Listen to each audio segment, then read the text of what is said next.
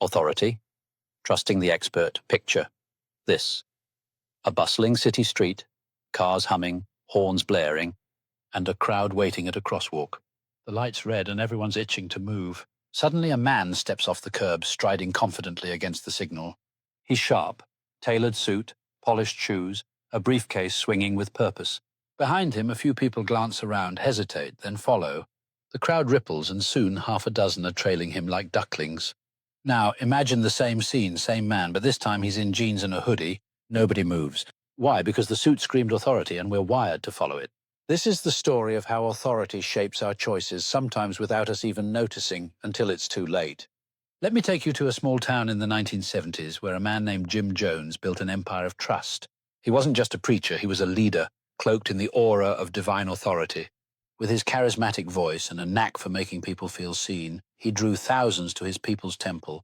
Followers called him Father, hanging on his every word. He wore crisp suits, spoke with unshakable conviction, and carried the weight of a man who knew.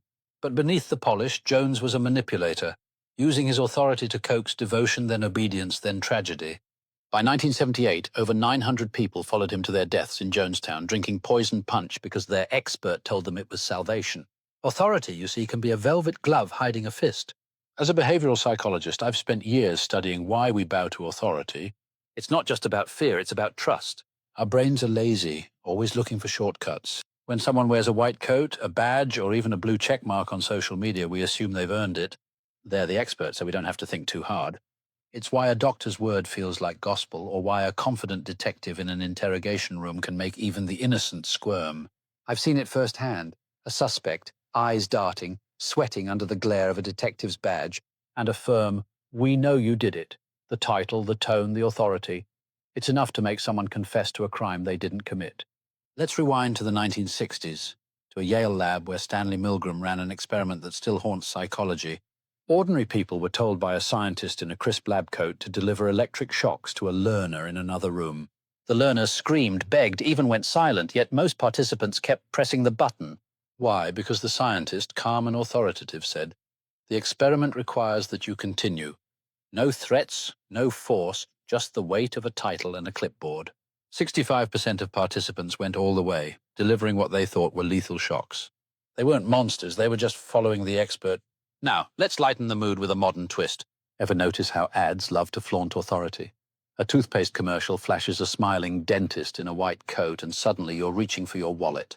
Or a crypto influencer, verified badge gleaming, promises you'll get rich quick. They're not experts, just people with a look, a title, or a following. In one study, researchers sent a man to cross a busy street against a red light. When he wore a suit, 35 times more people followed him than when he wore casual clothes.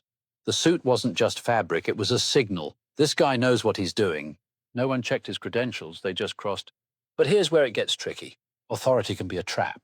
In 1980, a hospital in the Midwest saw a string of mysterious patient deaths.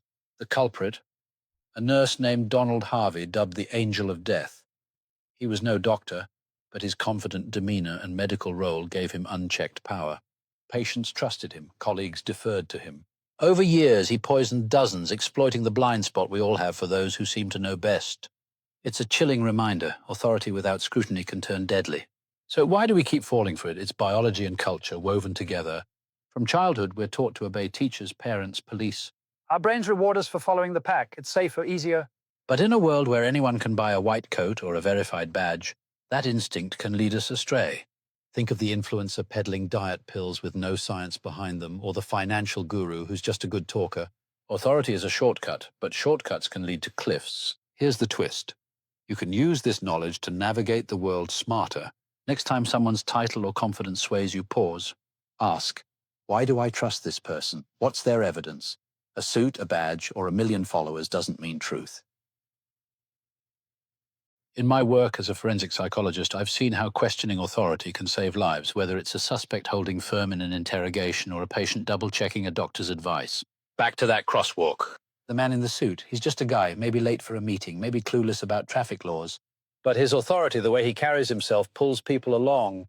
We're all part of this dance, drawn to the expert, the leader, the one who seems to know.